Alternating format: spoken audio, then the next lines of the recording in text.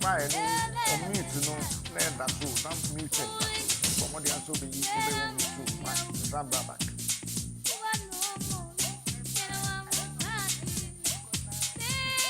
Grand baby, papa, baby, I will give them. Baby, man.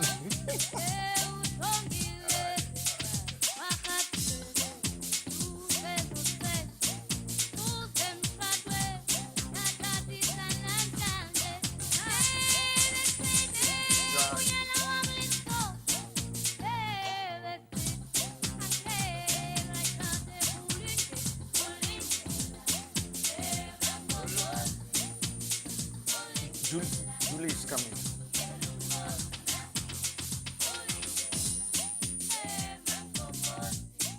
Okay, let's go anyway. You will come in. She could come. Yeah,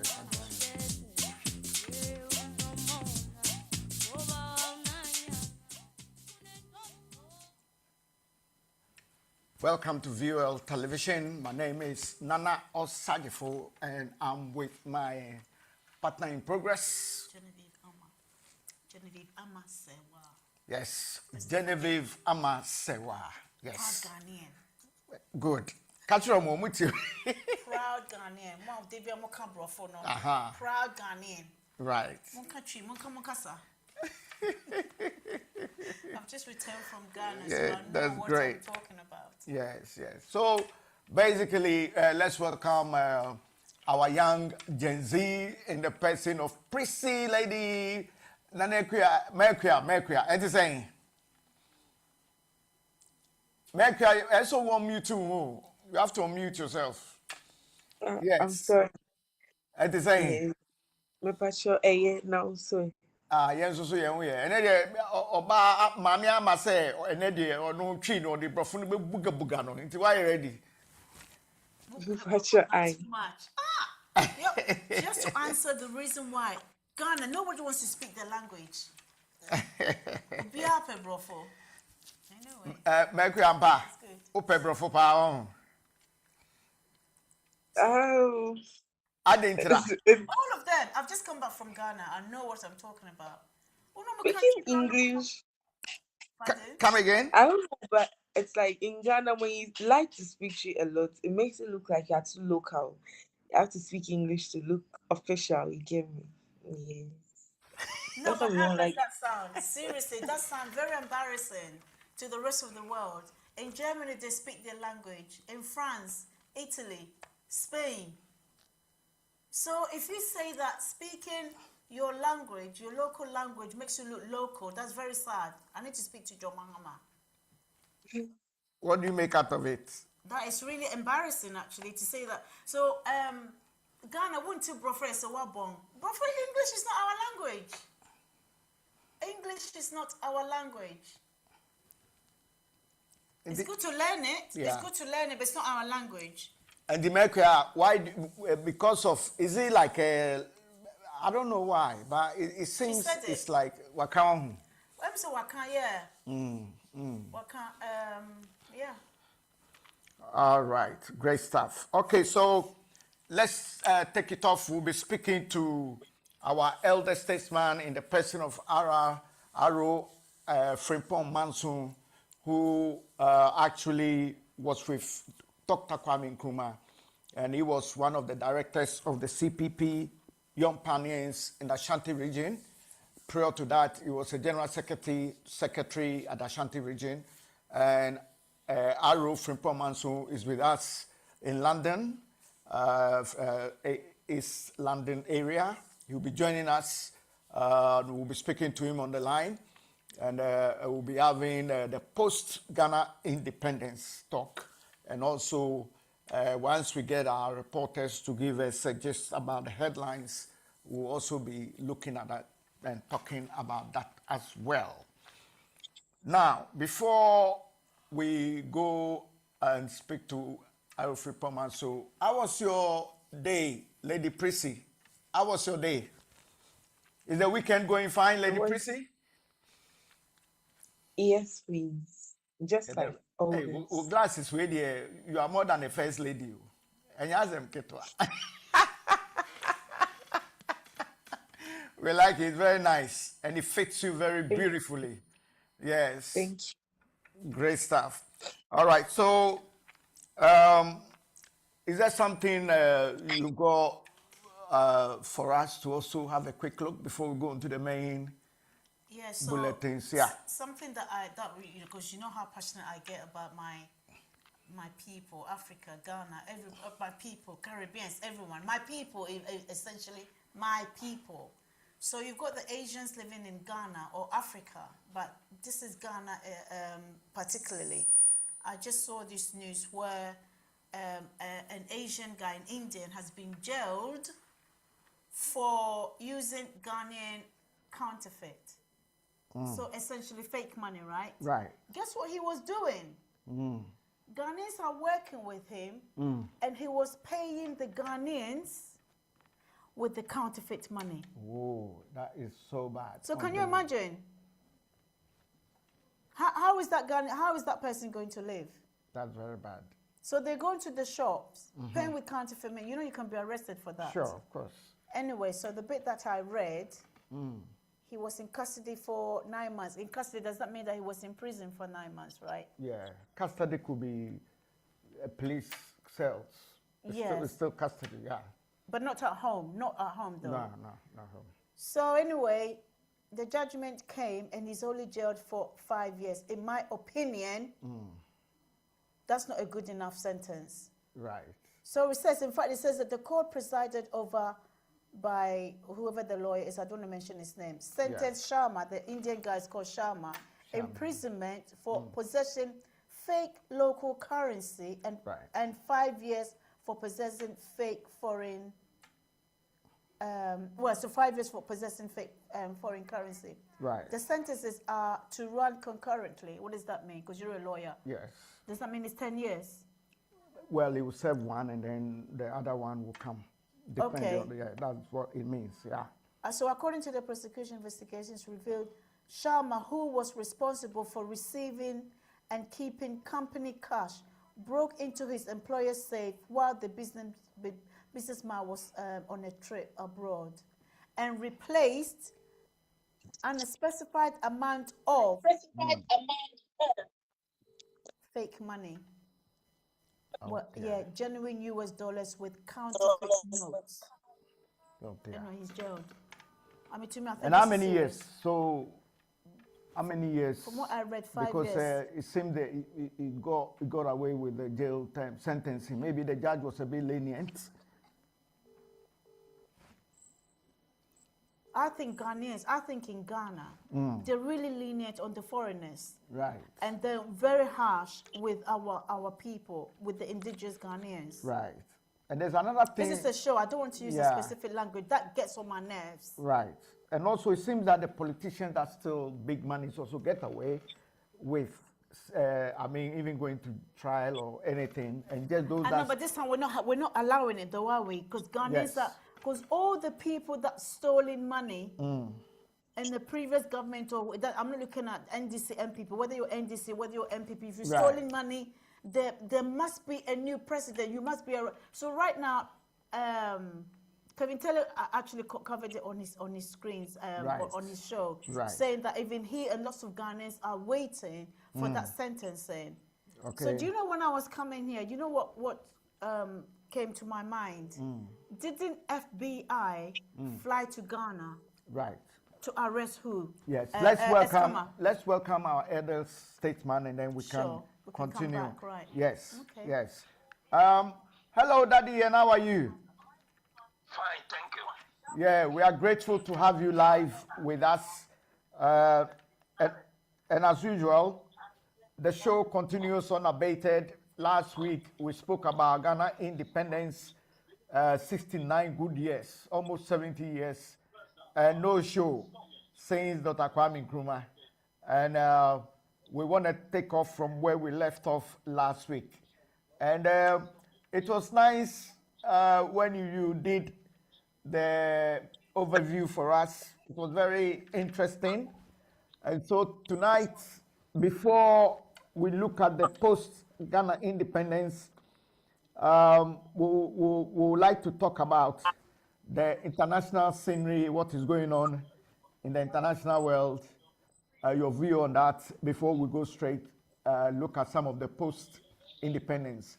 But before we do the post-independence, we'll also like you to give us a recap, brief recap of some of the brilliant narrative that you gave us last week. So, Daddy, welcome once again. I'm speaking to R.O. Frimpong Manson, who was one of the leaders and directors of the CPP Ashanti region for the Young Pioneers, and Nkrumah is Kwame Nkrumah's friend. He saw Kwame Nkrumah live and worked with Dr. Kwame Nkrumah. So, R.O. Frimpong Manson, once again, welcome to the show. Thank you. Yes. So, Daddy, let's quickly look at the international scene, and then before we go back to the post Ghana independence, which is a huge thing. Now, of course, the focus this week will be the ongoing war between Israel and America as against Iran. And I know that you've been following some of the narratives on the news. And what's, with your experience, overwhelming experience, do you see any end to this particular incidents? But before we continue, Daddy, I'm here tonight with my co-host. She's in the person of Genevieve Ama. So, Genevieve, welcome our elder statesman.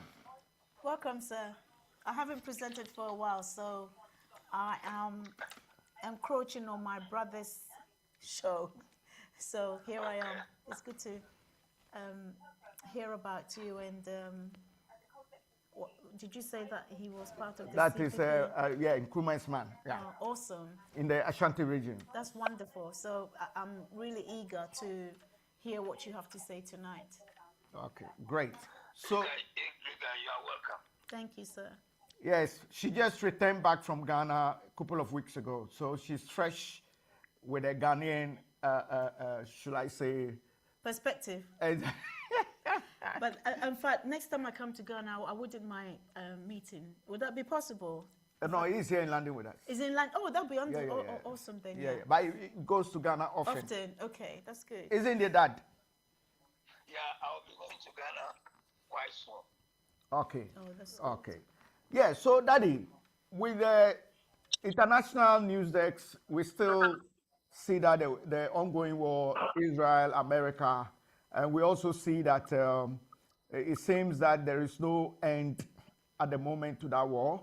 And also the Strait of Hormuz, where almost between 20 and 30% of the global world oil passes through, has been closed by Iran. And we understand the U.S. is trying to call for a peace, should I say peace or a ceasefire? And Iran is not having that because they believe that they've been fooled so many a time. They come to a consensus, 9 peace, and then the Americans and the Israelites will go behind the back, bombing them and killing their leaders. What do you make out of this? Is there any ceasefire in the near offing? Yeah, there is ceasefire. But in the meantime, Iran is relying on China. China has come out openly supporting Iran.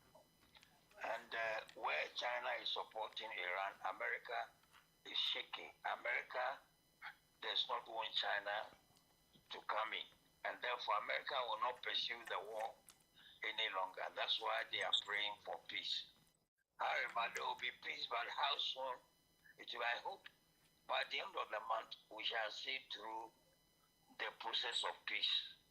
I'm praying for peace. There will be peace, by all means. Okay, thank you. America is working towards reducing the oil price, and therefore America will not like the oil price to shut up because they know there will be difficulty for America itself when the price goes up. And therefore they will have to come down so that the war will end peacefully. I'm hoping there will be peace. Russia and China and North Korea are supporting Iran. And therefore, whatever they say, Iran will go by it. I am hoping when China put a word, there will be peace. Okay, thank you so much, Daddy. Let me go and welcome our special guest, and then we continue. Daddy, stay on. Let me welcome Dr. John Mensah. Dr. John Mensah. Hello, good evening to Nana and your co-hostess. It's very nice and a pleasure to meet you once again. Yes, that's my co-host is Genevieve Ama. Yeah, a very nice lady, a pretty lady. Okay. Genevieve, this is the first time of meeting you. It's a nice meeting you on this show. Nice to meet you as well. Well, I haven't seen you, but nice to hear your voice. I haven't presented for a while, but I'm back. Yeah, I've been in Ghana for a bit, but Okay, you're welcome. Yeah, he's a medical doctor, so anytime you go to Ghana, you try and link up. Yeah. oh, that's wonderful. Yeah, I'll take his details. Yeah. All right. So Godfrey Asante J, are you there? Yeah, Osagyefo, I'm there. Okay, welcome to the show. And Genevieve, my co-host, says hello to you. Yeah, Genevieve, long time. I don't remember him. Well, you remember because you haven't been for a while, but he remembers you. That's the long time then. This is Godfrey. Oh, Godfrey. Yeah, Godfrey. That's about 2 years ago. I haven't spoken to you. Yes. Okay, so let's go straight and welcome our beautiful lady in the person of Obapa Julie, our parliamentary Julie, reporter. sister. Obapa Julie, how are you? Yo, Yo, my sis. I went to Ghana. Yo, Genevieve, I miss you. Yes, and you know, Julie, Obapa, our Genevieve was in Ghana, but she was so busy. Yeah. I would say stressed. She was just too busy, so she yeah. couldn't reach out to you. But she'll be coming back to Ghana, so definitely she will reach out to you. Okay. I wouldn't say stressed, but you know how it is. I was dealing with my mother's. That's why Obapa is giving you yo. She's my girl. She's my girl. No, this time. Yeah. I will. All right. So we also have our elder statesman, Aro Frimpong Manson, live on the line as well. So let me go straight and speak to Godfrey. Osagyefo. Yes. What do you make out of the latest coming from Iran and Israel and US against Iran?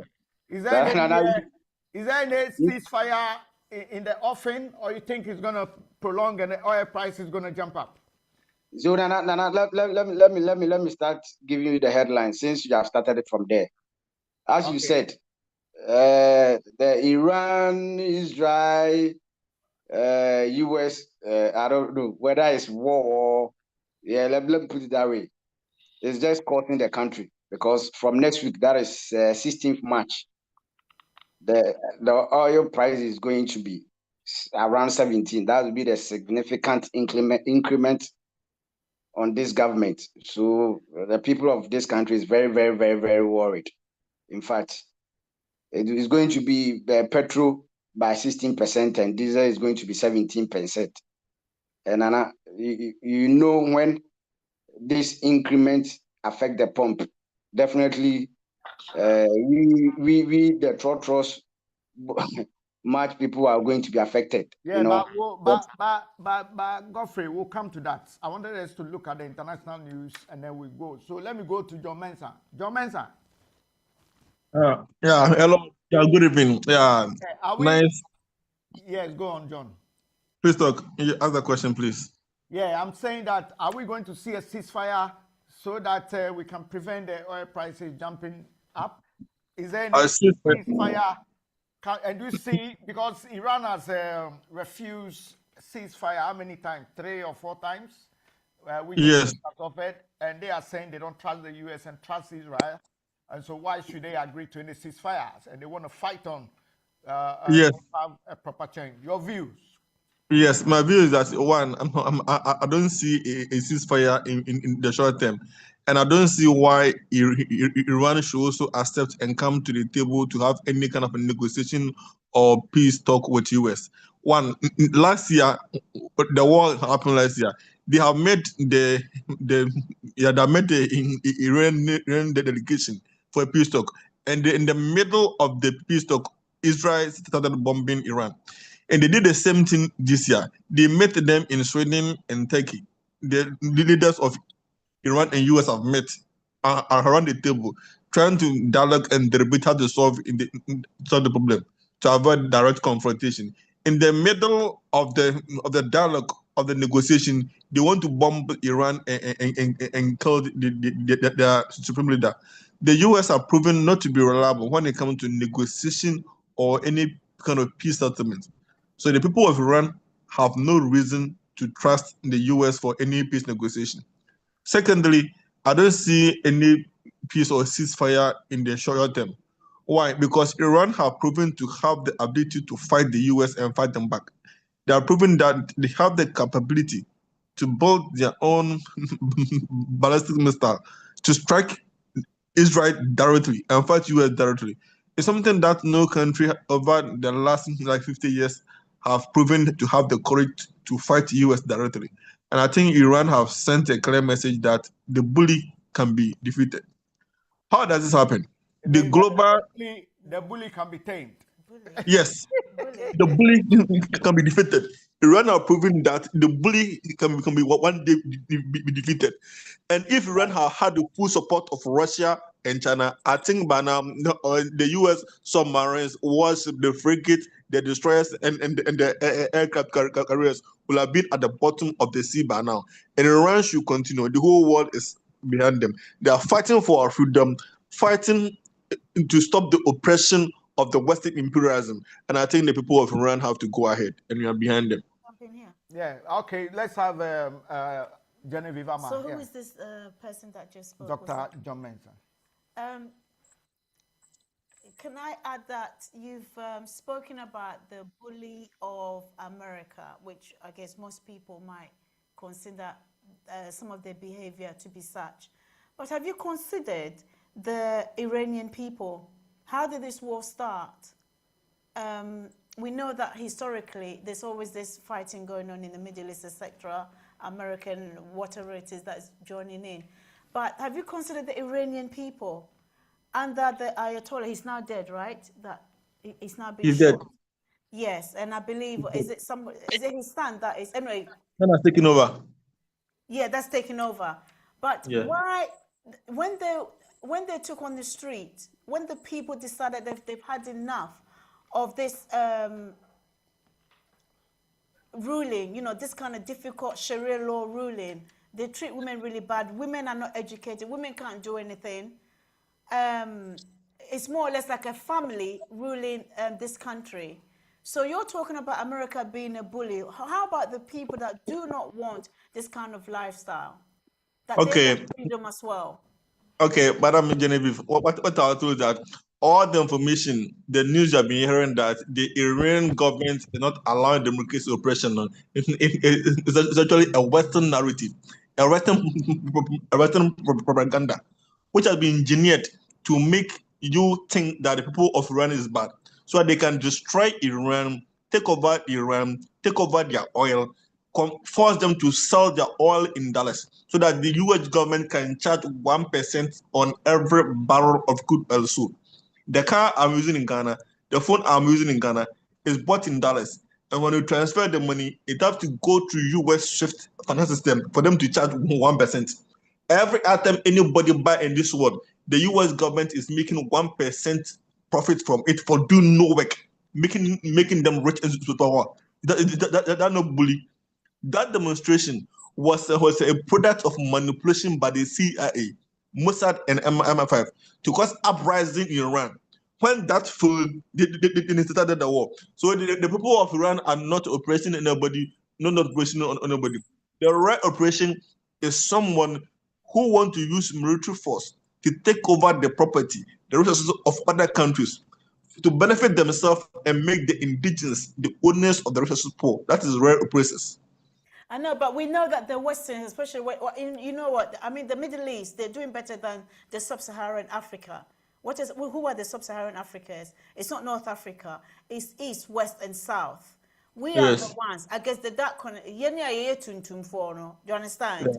So we know that the Westerners are definitely behind a lot of the problems that are going on in the continent of Africa. But I think the Middle East and the Arabs are more in control than like the sub-Saharan Africans.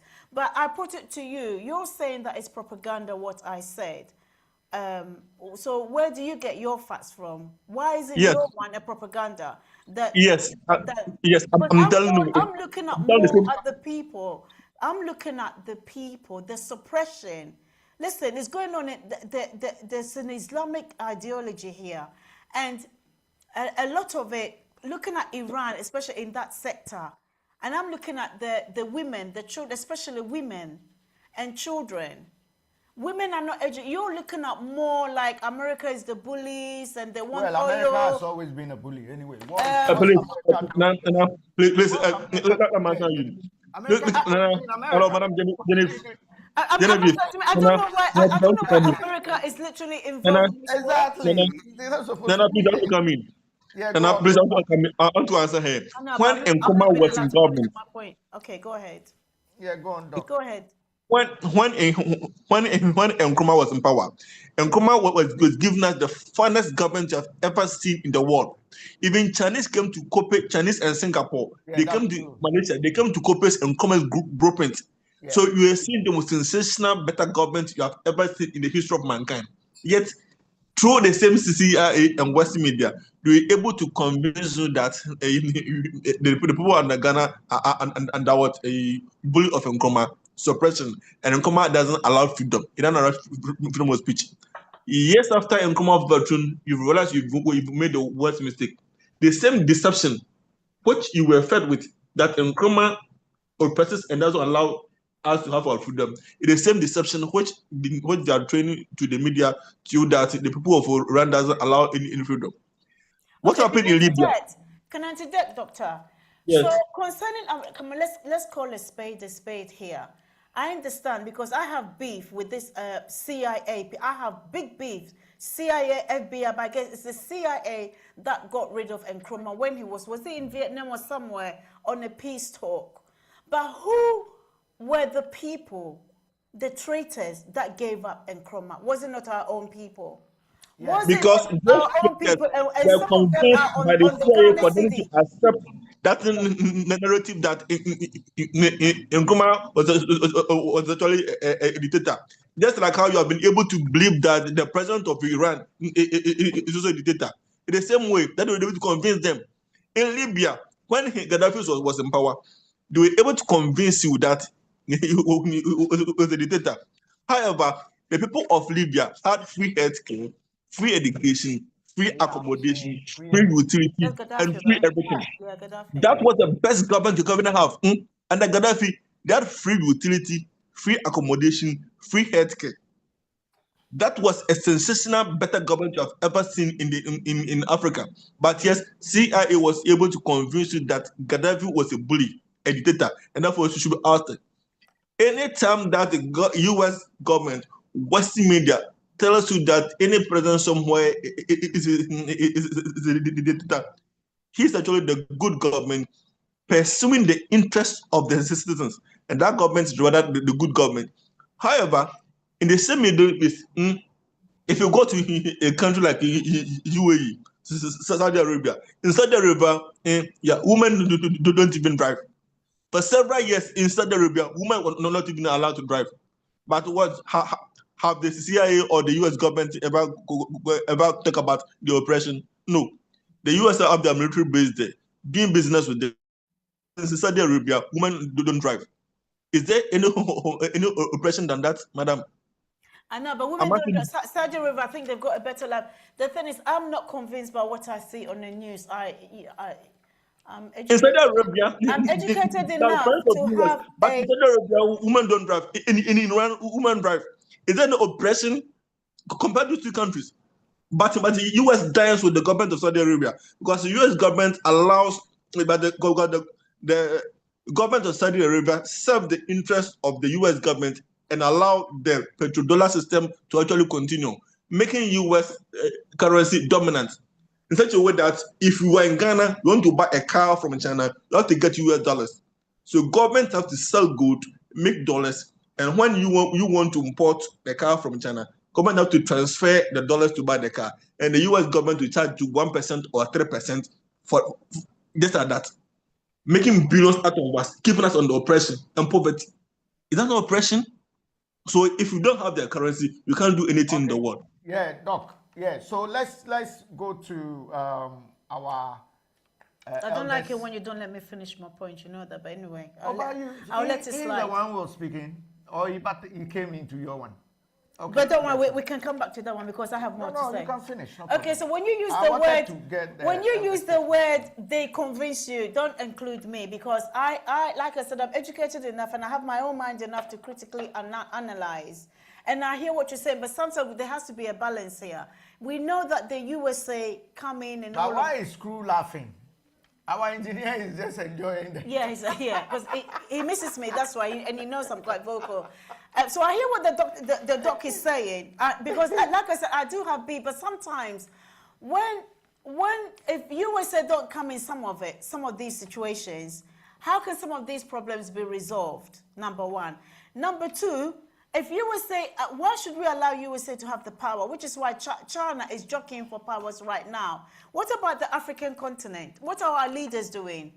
If USA is moving into these areas to try and take over, everybody keeps saying that it's because of the oil, etc. But I believe USA have got their own oil as well. Donald Trump is always talking about USA having their own oil and gases. Enormous oil, but what we understand. Okay. The fact. USA have to come in to try and I guess and sometimes negotiate some kind of peace. And then we heard the honorable, the gentleman that spoke, spoke in the beginning. Look at madam. Every war in this world is actually caused by US and Israel. The Jews, Israelis, they control IMF. All the banks, they control. They control the US treasuries.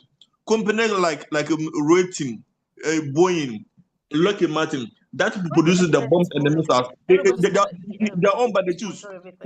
The factories that produce the bombs, bombs, fatalities, and missiles, they're owned by the Jews. So if there's any war going anywhere in the world, the Jews and the Israelis are still making money.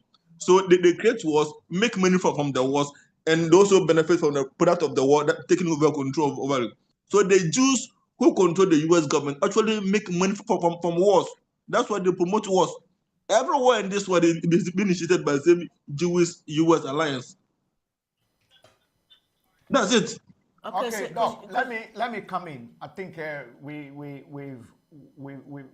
me bring in when elder statesman. Yeah.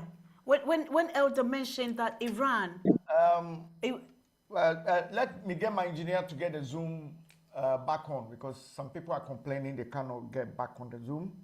Obapa Julie wants to give us the Ghana news now.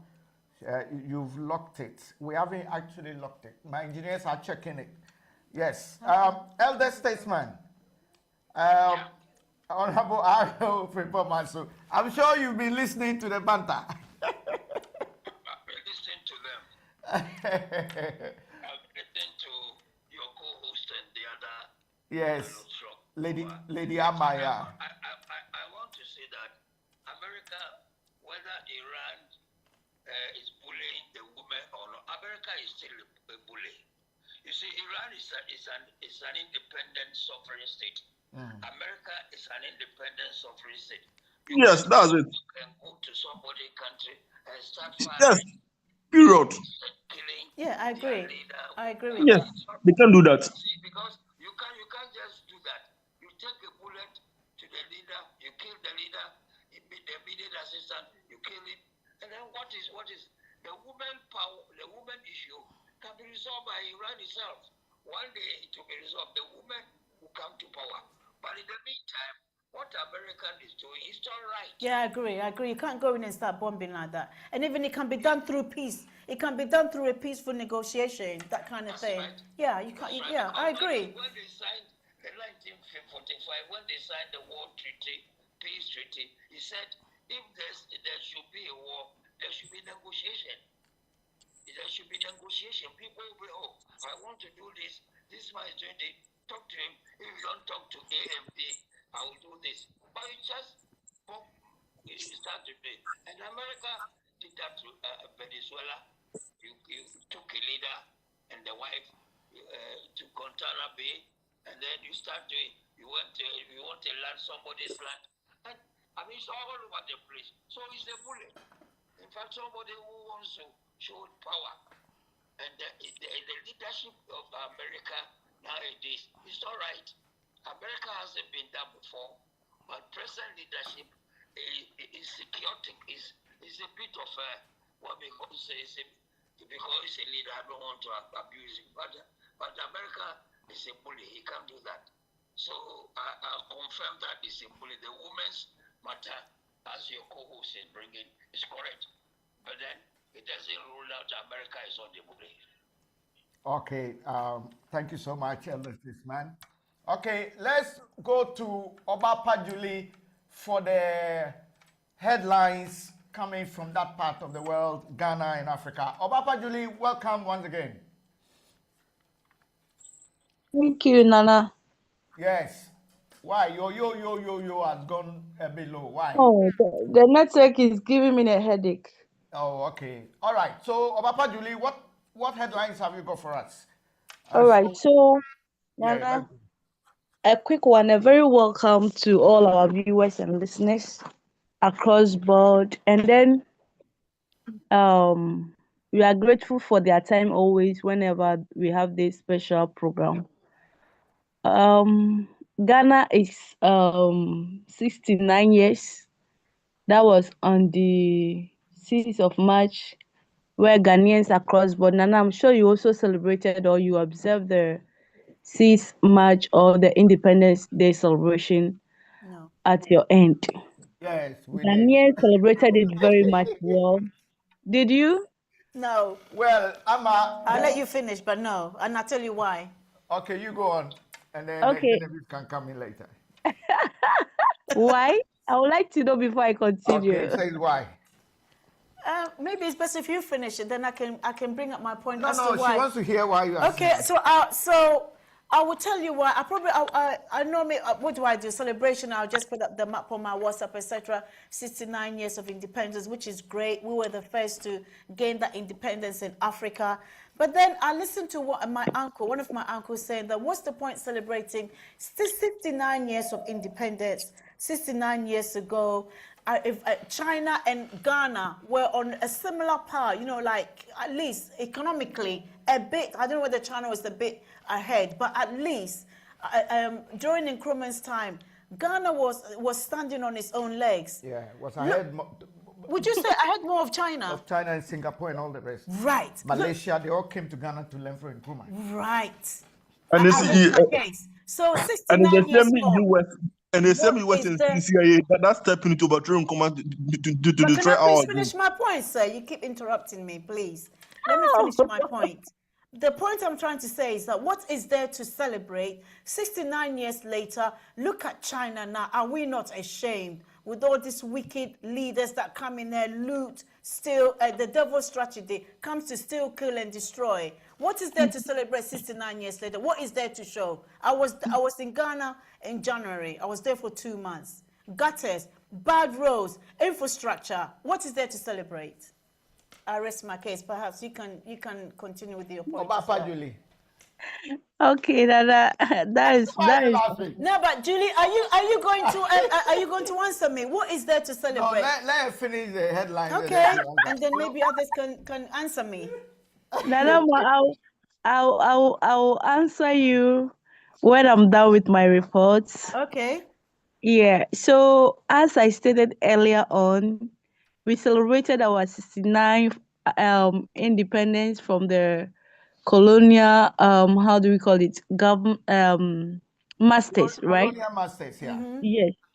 So it was very much well observed. And as we all know, we normally do it at the Independence Square, where students from across will come and then stand in the sun, march, others collapsing, rushing them to the hospital and the rest. So when NDC government came back again, they decided to hold it always at this is their second time celebrating the Independence Day, which was held at the Flagstaff House.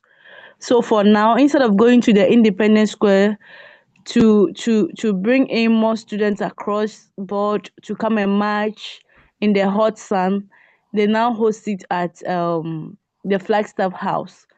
Their reason being it will save costs, it will save resources, and then we will not record cases of students collapsing for standing there long and then others.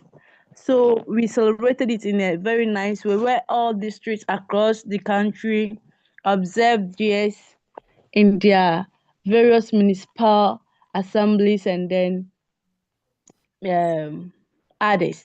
So Nana, that's one of the major news bulletin in Ghana. Okay, so hooray, we are 69. So as our dear sister stated earlier on, we asked ourselves, 69 years, what story can we tell Okay. about Ghana?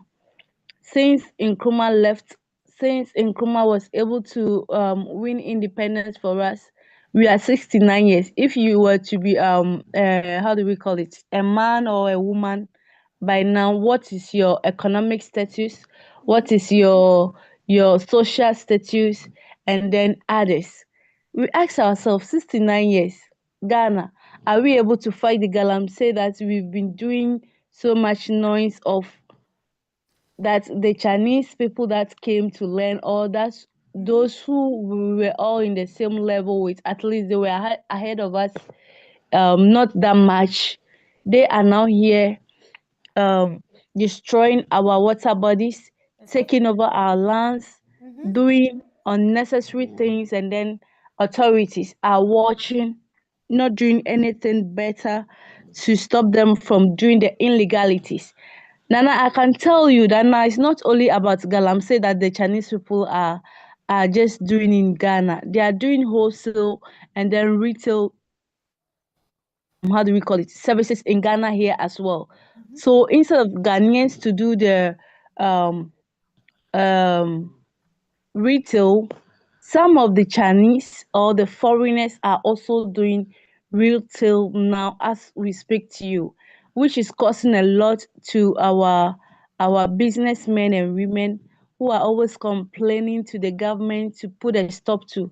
But then one thing we observe is per the law or per the constitution governing businesses or governing markets, what we've realized is most of the Nigerians, Nana, this time it's not only the Chinese, but then the Nigerians, they now come to Ghana, own a company or own a business, and then get married to a Ghanaian woman, and they will register their companies in the name of the woman. Means the shop is for that Ghanaian person, but deep down there, it's for a foreigner who is now doing retail and then wholesale business. Nana, are you with me? We are Yeah. hearing you So carefully. can we say that this is Uh-huh. the fault of You've 68? been too quiet, so I thought maybe you're not here with me. But then, so that is it from our independence. What are we doing as Ghanaians? What are we bringing new for the development of the country? Let's look at our sanitation issues. We know how choked some of the gutters whenever it rains, the flooding situations we go through, or the flooding cases we always record whenever it rains. Ghana is 69 years. What has changed? What improvements are we bringing on? What is the ministry doing about all this? So these are some of the things we would like to discuss as Ghanaians. Now let's go back to Parliament, Almighty Parliament. We know that Ayawasu East held their um, by-elections this last week, and then the candidate in the ticket of NDC won. That is Honorable Baba Jamal. So he was sworn in on Tuesday. by the Speaker of Parliament. But Nana, unfortunately, we can all see the videos going viral of him. Immediately he was sworn in. Nana, why are you shaking your head? Well, the man was sleeping. Just say it. Where is it? I didn't see that. The man went to parliament to sleep. What's your Oh, problem? Nana. Okay. Immediately he was sworn in by the Speaker of Parliament. Within few minutes, we saw him deeply asleep. So most people were asking, so that mean this man can do the work. Somebody who was just sworn in for just a day, within 30 minutes, you are deeply asleep, as if you went to do some pongpo work, and then they brought you to the chamber to come and swear you, Nana, to swear you. Yes. Some And of the MPP supporters, especially the grassroots, were very much annoyed, were very much disappointed. Those who even voted for him were some of them, not all of them, Molana. Some of them were disappointed of the first day behavior he showed. So the next day when he came to parliament, you know how some of us are. yes.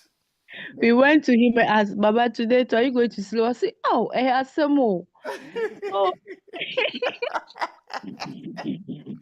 And imagine when Ghanaians get you, they're already looking for you, and then oh, you give Nana, yourself they, up. they already said that some of the comments, some of the Ghanaians were saying is he's such a greedy man because at his age that and you were given an appointment at Nigeria as the High Nigeria Commissioner. Ambassador, High Commissioner. Decided to live there and then come and contest instead of giving it to the widow to contest and then come and replace his husband. You ignore all this and then they voted for you to come and stand in, lobby for them to get development or to just bring a new change. And then all of a sudden, the first day you were sworn in, you were deeply asleep as if you went to do some serious job before coming to parliament. So But that one too. yeah, sorry, Obapa, do you think it was too much jiggy jiggy or what? Nana, as you know, but now Maybe Nana at the his age, MP gidi gidi overdid now, too much yeah. jiggy jiggy. Jennifer doesn't understand. Don't tell her. Genevieve understand jiggy jiggy more than you. I don't understand it because this is nothing to do with what we're discussing. Well, the man was tired, Julie, so don't let him pollute this conversation. Continue, my sister. So Nana, with the issue of SIM registration from the communication ministry, yeah. they brought out a notice that very soon we are going to do the re-registration again. Dang. At day upon all that we have done, upon wasting our time to go and stand in the sun, people who lost their jobs because of this SIM registration wahala, and now the ministry is bringing it out again for us to go again, and then they are calling it proper re-registration of SIMs. So with this, Afenyo Markins from the minority side rose up and then asked the Speaker of Parliament to let the ministry come again, because this is something we've done already, and we are using our SIMs very much well. So what is the main reason? What is Yeah. the cause of us re-registering our SIMs again? So it became a banter between them, the minority side, and then the majority. As at that time, the communication minister himself was there, so he also stood up to give one or two reasons why, explanations why they think we should register our SIMs again. So then at this and then others that Our mobile sorry, numbers have to be re-registered. yeah. That's what she's saying. So I said it earlier that we've done it already under Nana Addo Dankwa government, but then John Mahama under the Ministry of Communication is also calling on Ghanaians to go for the re-registration of our SIMs again. Yeah. So Okay. Nana, these are Thank you so much. Yeah, end up. I see you around the round up. Yeah, so we are also in the month of Ramadan where our Muslim brothers and sisters too are fasting, and then our Christian brothers and sisters who are into Catholic Church, and then the Catholics, the Anglicans, and then which church again are also observing Lent. So in Ghana here, business are a little slow because of the fasting, especially with the food vendors. When both are fasting, you have to fast from 6 to 6.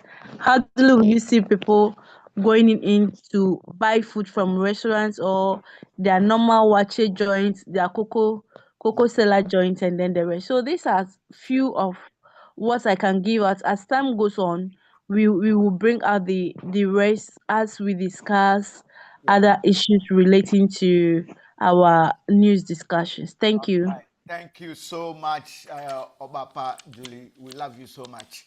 Let me welcome Adekunle. Kunle Kaina, how are you? Aina.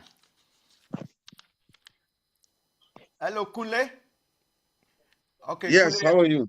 I'm Yeah, fine. How are Kunle. you? Good Yes, evening. yes, yes. Good. And Genevieve is also here. She says hello I to you, can Kunle. I can see the lovely lady sitting next to you. Yes, What that's was what great. was this? I'm one of Is the this a representers, but I is, normally have my is own this a show as well. this looks like a conspiracy. No, no, no. I've just sabotaged his show today, but I normally have my own show as well, and sometimes we present together. So I haven't presented for a let's while. okay, let's Nice No, to meet welcome you. no, back. no, no, no problem. Okay, let's welcome back Godfrey Asanteji. Godfrey, welcome. Nana, Thank you, Nana. Yes. Nana, please, where is Mr. Adams? Mr. Adam, we are waiting for him to join in. Okay, He, all right. he is Yes. fasting. Oh, he's fasting. Oh, so if he's fasting, it doesn't work. Nana, call him to join. So Yeah. you have to have timing, Me too, I'm you know. fasting. All right. Yeah. Let me speak to our elder statesman, Daddy. Yeah. Thank you so much for, uh, you know, staying on and being with us. We're gonna call you on the main line. So, Daddy, if you put the phone down and pick a call that is coming to you, that'll be direct to the TV studios. Okay, so I should put it off. No, yeah. Dumwe no na ye frɛ wo baako no so. Okay, good. All right. So whilst we wait for elder statesman, let me welcome once again our young, vibrant, beautiful Prissy lady. Prissy lady. Hello. Prissy, unmute yourself. Yeah, Hello. Yes, Prissy. I have. Yes, Hello. Nana. Prissy, can you hear us? Yes, please. Okay. Now, Prissy is a young 18 years old, just finished SS, and she's waiting to go to university, but she's teaching in the interim. And she's also joined us, so we're going to look at issues also from the Gen Z angle. Prissy, so far, you've heard the headlines that Obapa Julie, our parliamentary reporter, has given us. Yes. Eh? Yes, please. I have. Okay, great. So let's talk to our guests, and then we'll then come back to you, Prissy. So be making your notes and observations and how the whole thing impacts on the youth, okay? Okay, All sure. right. So, like I said, I'm here with Genevieve Ama.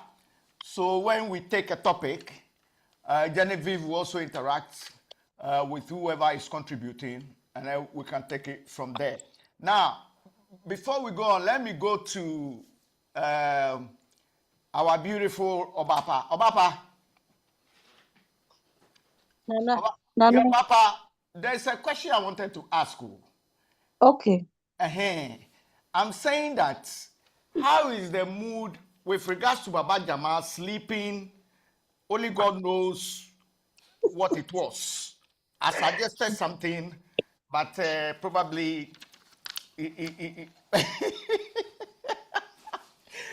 how is the feeling between the president, John Mahama, and Baba Jamal not informing him as the High Commission of Ghana and coming to run for the by-election and winning? Is there any bad blood between them now, or everything is cool? Oh, Nana, we are all working for God and country, right? And this is one political issue. So if there might be anything of such, things like this are normally discussed indoors. But we also observe something when Baba Jamal, Our elder statesman, Screw. Yeah, go on, Obapa. we observe something when Baba Jamal picked his nomination forms to contest as the parliamentary candidate during their primaries. Okay, those who stood in or those who went for their nomination forms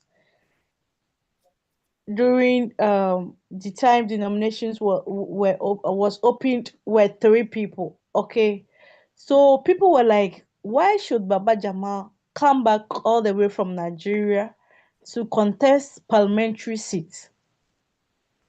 Many were totally confused about his decision. But when we got in touch and then asked, he was like he wanted to serve his people very much well.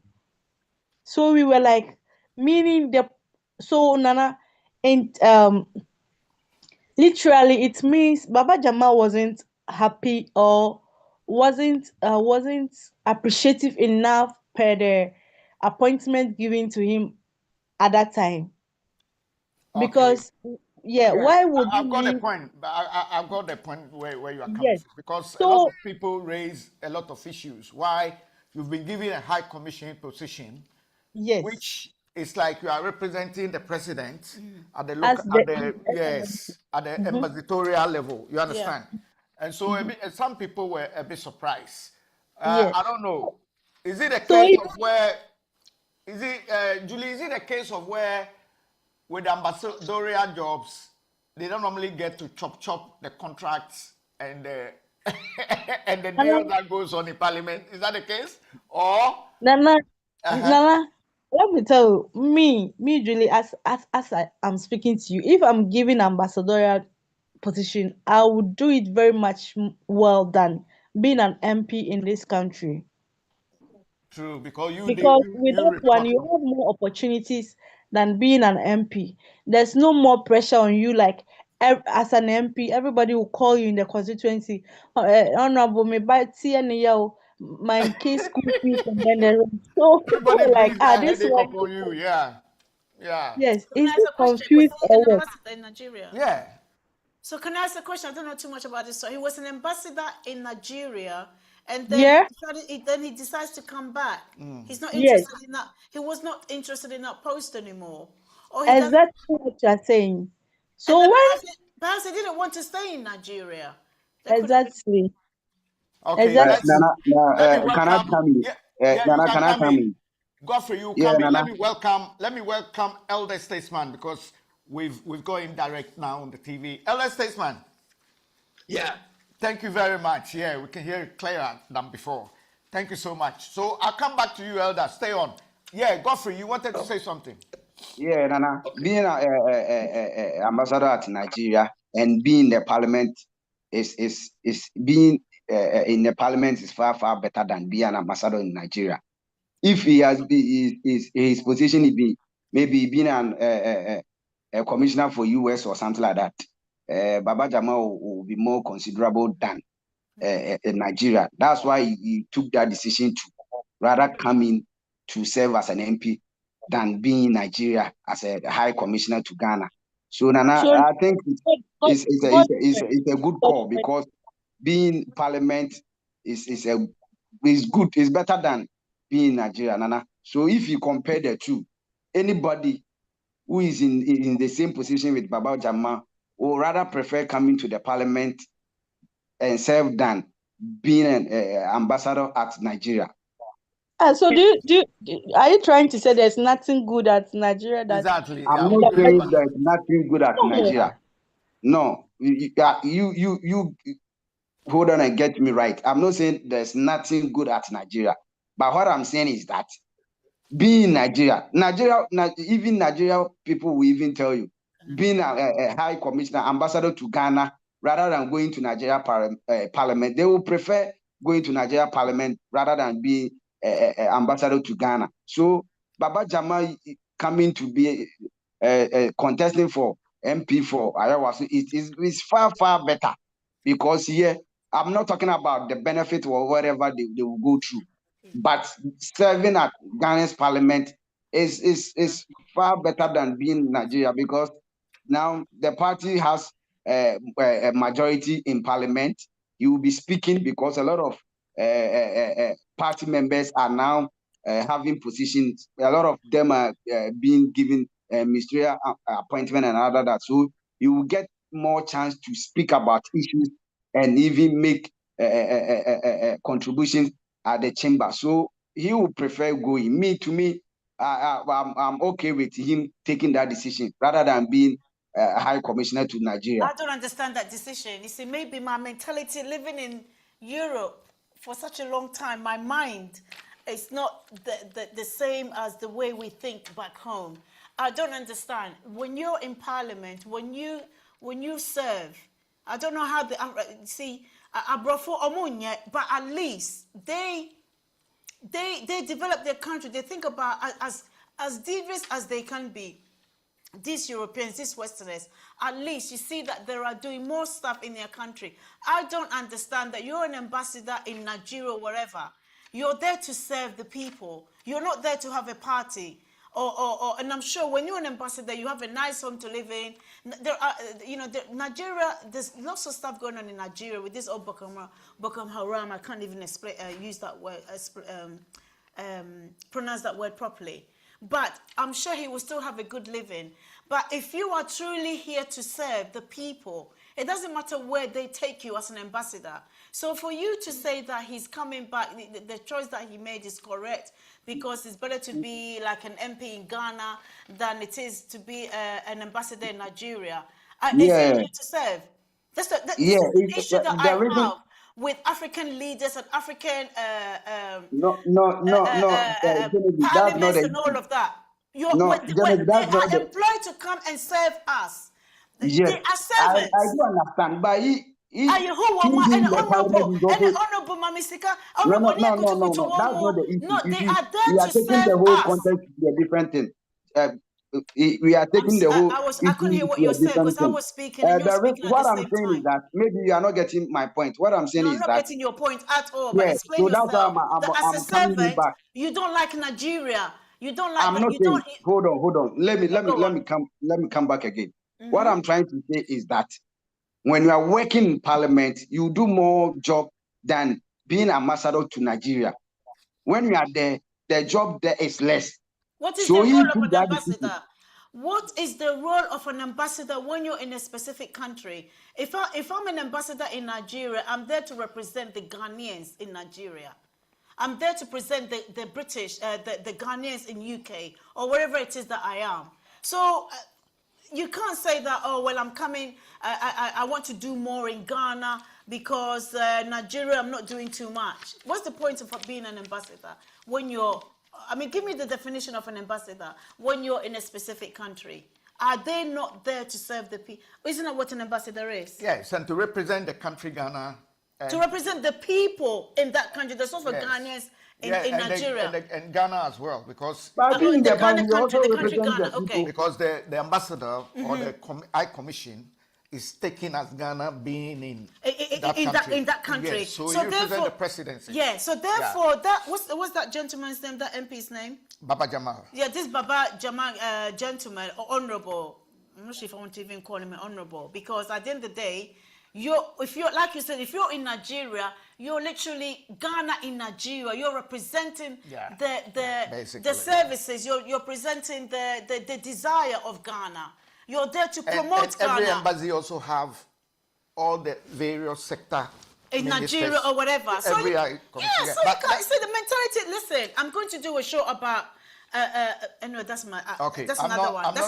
I'm not gonna cut you, but I want to bring in this point.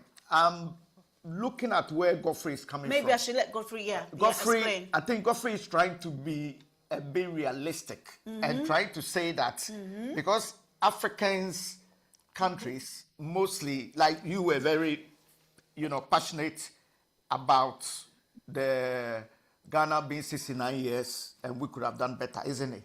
Not more than but look at China and Ghana. No, I know. I rest I'm my just case. saying that like Ghana could have done better. Yeah. So probably What is there to say? Jamal would have preferred a UK ambassadorial position. Yeah, he wouldn't have left. Exactly. The reason is, Nana, the reason is when you are ambassador to UK, you do more job than ambassador to Nigeria. Let's be realistic. Why? So he would prefer. That's why he decided, no, if I'm at Nigeria, the work but there Godfrey, will don't be you less. think? And If you look at it that way, he would do more work like what in Ghana, in I was UK thinking or he Ghana. was looking at it from an angle where maybe. No, but Godfrey needs to explain himself more. What do you mean by? Okay, let's come to that. Let's go. No, what does it mean by he would do more job in UK than in Nigeria? He needs to go further and explain that. when you are ambassador or having an ambassadorial position at UK or other European countries, you are more proactive compared to this African country. How many? Let's say you are ambassador to Godfrey, we get your point. Let's go to elder statesman. Yes. Elder statesman. Let's see what elder you has to say. elder. Yeah, Papa Penny back up. Elder statesman Arrow Frimpong Manson. Hello, Daddy. Daddy, I'm sure you were listening quietly and observing all the narratives. I'm listening to all of them. So, what would you say about this particular ambassador who Mahama had appointed to Nigeria? And then, unfortunately, there was a by-election. He rushed back to luckily get nominated and went to Parliament the first day and slept. So, Daddy, and then the position of the ambassadorial team, what Godfrey is trying to say, what do you make out of it? Maternal mortality rate. In fact, anyone in Nigeria has 1 in 9 or 1 in 22 chances of the risk of dying, and the highest. Hello, Daddy. The question that you have put. No, it's coming from Kule. It's coming from Kule. Yeah, it's coming from Kule. It's a matter of personal opinion. To be an ambassador or high commissioner is a very responsible and honored and high post. Very, very high post. When you are ambassador, you are called Your Excellency, MP, you are say honorable. So the question is that it's higher in position and responsibility.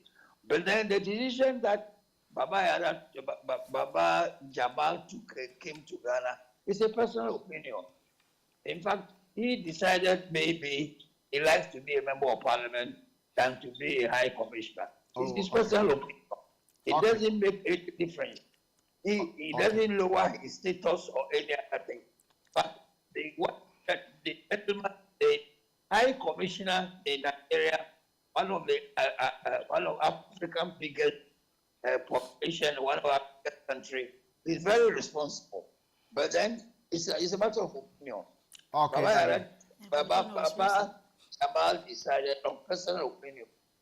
This is personal opinion. Okay. Because when he was going, he had at the back of his mind that one day he will become a member of parliament. So when the opportunity came in, he swept in and came. But even when he was coming, he didn't write to ask permission. He came to Ghana. Yeah, he just left. Yeah, without any permission. Yeah. Yeah, and therefore, it's a matter of personal opinion. Okay. All right. But is he supposed to live with that? Isn't that disrespect? Yeah, but if I'm the president and I'm giving you a post, and you just leave. You just leave. It's disrespect. It's disrespect. I will sack you. I will sack you. Okay. Anyway, so, let's move on. Yeah, but let's go to Dr. John Mensah. Doctor.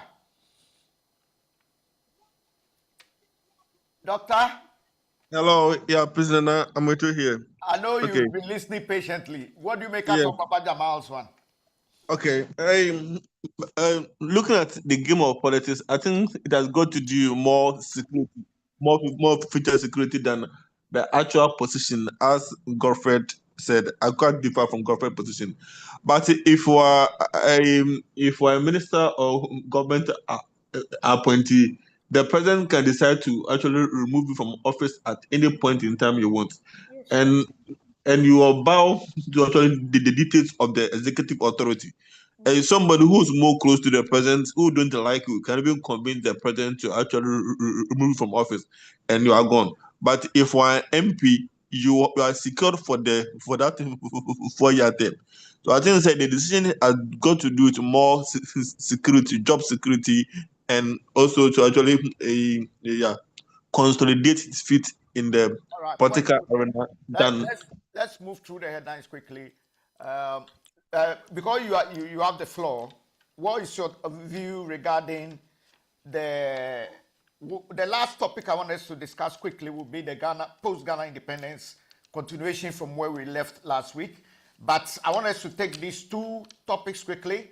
Apparently, I heard the business of Nigerians coming to Ghana to marry the Ghanaian women to set up a business, and that has become a big it's true. They use them. chaotic. What's your view on that? Are we not trying to create xenophobia or xenophobic sentiments in Ghana? No. Dr. John Mensah. definitely not. I don't see such a word. Ghana and Nigeria, you are basically one people, and you used to share so many things in common.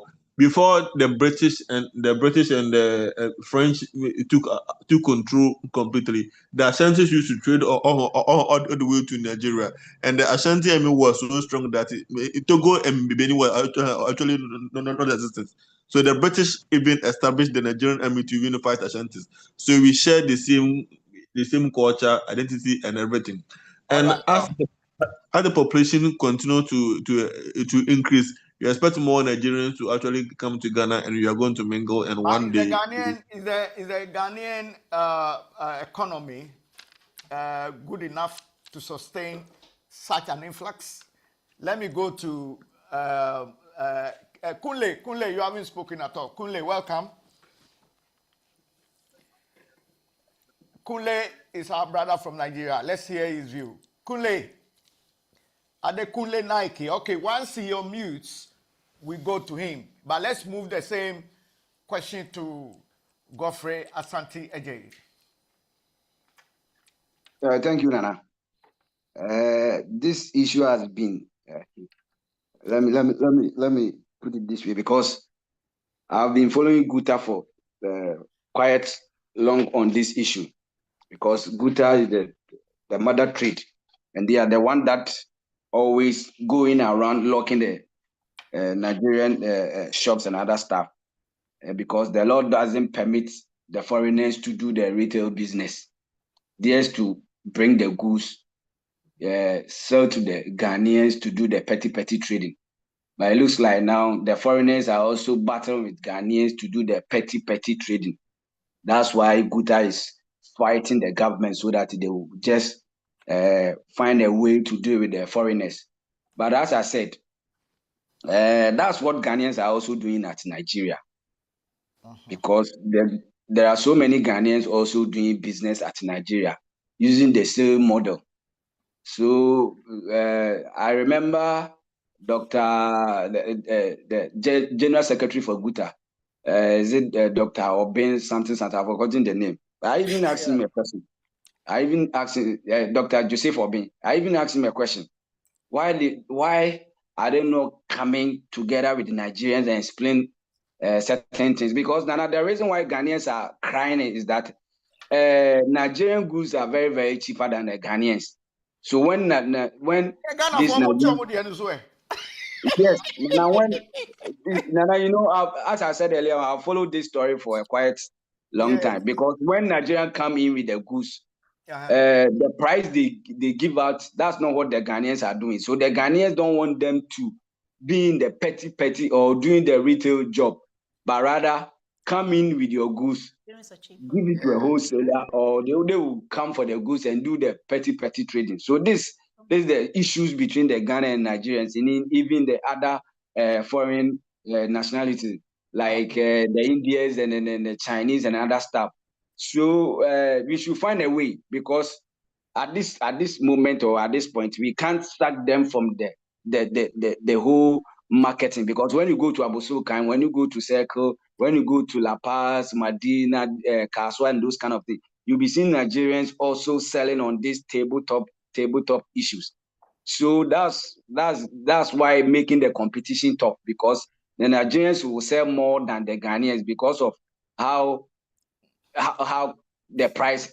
So No, but it has to be Ghana first. That's what everybody's going about. Trump yeah, saying America first.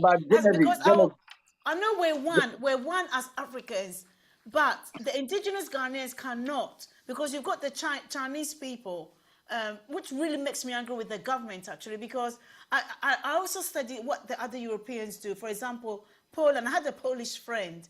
You can't buy a house in Poland unless you are a Polish. You can't just go about and set up shops unless you're Polish. And if you're a foreigner setting up there, you have to go through stringent processes before you can, because they think about their people first. Right now, the indigenous Ghanaians are the bottom of the ladder. You see, this is the problem that But they I are have. saying their items are expensive. Almost this way. You know, and okay, there's lots of influx of Nigerians in Ghana. Fair I enough. think the Nigerians are playing smart. They Hello. watch the yeah, price. let me give you one scenario. Uh-huh. I decided to buy shoe, and I realized the shoe does not cost like 500 that the Ghanaian man was saying. But he decided, you do know one thing about Ghanaians, they want to sell you one item to buy two when they go back. And this what they have been finding difficult. So That's that's why They why the hijack the Nigerians prices. are They yeah, hijack that's the why when prices. it comes to the competition, they find it difficult to live in, because Ghanaian trader will sell you one item, I want to make making sure they profits will make like 3 at once. profits on this and 3 Yeah, so they're profits. not very good at Yes. marketing. Hello. Yeah, they're not good at. Hello, please, can I come in? Okay. Great. Okay, so please, I wanted to ask a question. First of all, about the fact that Mr. Godfred was saying the prices of Nigerians' items are low as compared to Ghanaians. Has he also considered the quality? You see, maybe what the Nigerians are selling are counterfeit, or sorry, are fake, or as compared to Ghanaians' own. So sometimes the quality also, what do you call it? The quality also, Also I don't know matters. the word to- That's yeah, also. very good, matters. It's the same product. When you go to market, it's the same product. Sometimes No, even but Godfrey, what she's saying, she's talking about quality as against less quality. Like you can get in China, they have quality and non-quality Nana, stuff. Yes, as in, let's Nana, take I do understand. paracetamol. That's what I said. Most of Ghanaians traders go to Nigeria, brought in the goods. It's the same Nigeria that they go to, the same China that they go to. So it's the same goods that they as I said the other time, I was buying a laptop charger. Nana, could you believe that it took me like 4 hours and I was not getting it? It took only one Nigerian. They said, "Oh, Oga, you sit here, I'm coming." He said, "Oh, Oga, you sit here, I'm coming." Nana, I was there like 3 hours. When I called him, "Oh, Oga, are they motorbike? Are they come? Oga, are they motorbike?" This man wanted to go and find all the way to how he will get me the laptop charger. But I went to these Ghanaians, they will say, "Oh, minibi, oh, minibi, oh, minibi." So the Nigerians are very, very hard when they Maurice, come it's here. true. A Nigerian will go all the way to find that product for Yeah, Nana, a customer. I was there like Let 3 me hours. let's speak to Prissy. Prissy, Yes, please. yeah. So have you experienced that issue that we are discussing regarding the Nigerian having cheaper goods than the Ghanaian ones? Okay, so for me, I would say no, because I have not interacted with a Nigerian before. And Okay. most of my things are actually provided by my mom, so Okay. I don't really, yes. Yeah, it's good to have your view as an 18 years old Gen Z, which balances our program as well. Daddy, elder statesman, director of Kwame Nkrumah's Young Pioneer. Yes, Daddy, what do you have to say about this?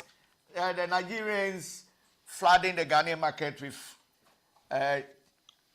should I say, cheap items? You see, when Chinese as when well. the Parliament made the law, they made the law that the basic trading aspect of it are for Ghanaians. Local trading is for Ghanaians. Outsiders should do wholesaling, and Ghanaians should do wholesaling and retail trading. That is what Dr. Obeng is expressing. When the law is made, the law must be seen to be implemented. Ghanaians make the law, they don't implement it. Okay. You made the law that no foreigner should sell in retail trading. Yeah. All trading should be done by Ghanaians. Now, when they are challenging is that the Nigerians are trading in retailing. They are not supposed to do, period. Whether their goods are cheaper or not, they are not supposed to do retail trade. Okay. And that law must be implemented. Yeah, so I that's feel strongly that it is that law that must be implemented. Ghanaians should have that thing. When you go to Nigeria, as that young man is saying, the trading Ghanaians go there to do, they do as servants to the Nigerians. Exactly. They do servants to the Nigerians. Yeah, they don't go true. yet. If he's trading, he will be with the Nigerian, and then he will be trading with the Nigerian. But then Ghana, the Nigerians have the audacity of establishing on their own, on table and on, and it's against the law. Yeah. Why is it not being implemented? So for me, I'm for the law. The law has been made. The law must be respected, and it must be implemented. And Right. that's what Dr. Obin was saying. I support them. okay. Final. They should have wholesaling. If they have money, they should go and have this thing and have a wholesale. Chinese don't want it. They say China shop and more, and I hear that's a big shop. You see, so they are observing the law. You see, so they should observe the law. Big the Nigerian more, take them more, and then go ahead. Nobody will say anything. Right. But to come down to the earth, do what Ghanaians are doing, it's a bit unbecoming. It's very cheating. Yeah, it is. And also, what Elder said is that in Nigeria, they don't really. I think was it George or Godfrey or somebody that said it. Excuse me if I'm wrong. That the Ghanaians are doing the same thing in Nigeria. In Nigeria, they don't permit the Ghanaians to do whatever they want in Nigeria. I can assure you of that. Okay. So Elder Statesman, since you have the floor, let's look at the re-registration of the SIM cards. This issue is quite interesting. I don't know why they want to do re-registration. I was going to say why. What's the reason? Why? What's the reason? Let's go to Godfrey. Godfrey is a journalist, so he must share light on it. Godfrey, Ghana. why the re-registration of the SIM card again by the incumbent government? Yeah, according to communication minister, that's Sam Nate George, said the fraud cases around this SIM card is becoming too much. So at least revisiting our re-registration data will be a good call, or it will be a good idea. But I was a little bit worried because I wanted him to come up with maybe the process wasn't good, or maybe the process wasn't enough. But it looks like Nana, the telecos here now has almost everybody's data. I remember I'm using two SIM. One was having all the 3 names, but the other one was having the 2. But recently I realized the other SIM also bearing all the 3 names that I'm having. So it means the synchronization is working. But in the issue of this fraud and this issue, I don't think re-registering our SIM card will reduce the fraud issues. It's the fraud issues, this mobile money fraud and other SIM box fraud is always done by the MTN network. I don't know why MTN is having difficult to deal with this issue. So Nana, as I said, Because going back, one, it will cost, I always talk about value for money. It will cost the country, Yeah, but doing this kind of. have they concluded they want to do it, or is in the process Yeah, of discussing? because if a minister is at parliament arguing his case, definitely, because the minority is more than the majority. So definitely the minister Hey, will have his say. did you say the minority is more than the majority? I thought the majority is more than the minority. Okay. So definitely, as my sister said, minister was in parliament to at least tell the chamber the reason, the rationale behind the registration of the SIM. And since he's there, definitely when it comes to the voting, the eye have it and those kind of. So all right, okay. Let me see the view of Dr. John Mensah. Doctor.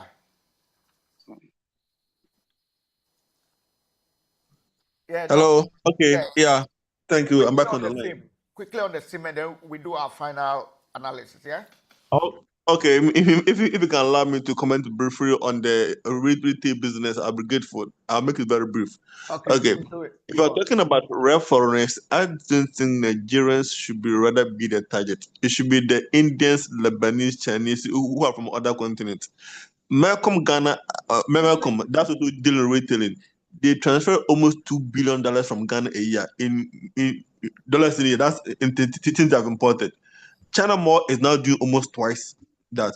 So if you put the Lebanese, Chinese, Indians people, they are doing the more retail than the Nigerians. I agree.